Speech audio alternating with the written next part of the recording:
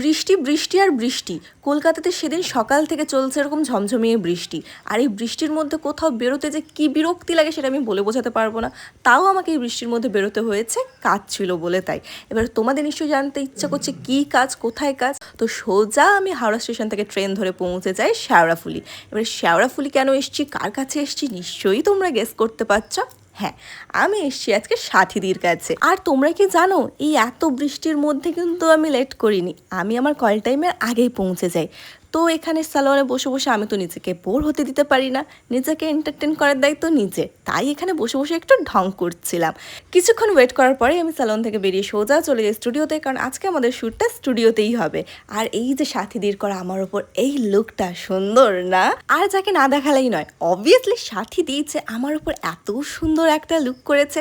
তোমাদের কেমন লাগছে কিন্তু অবশ্যই জানিও। টাটা, বাই বাই, নেক্সট ভিডিওতে আবার দেখা হচ্ছে। আর হ্যাঁ, কেমন লাগছে আমায় কিন্তু জানিও।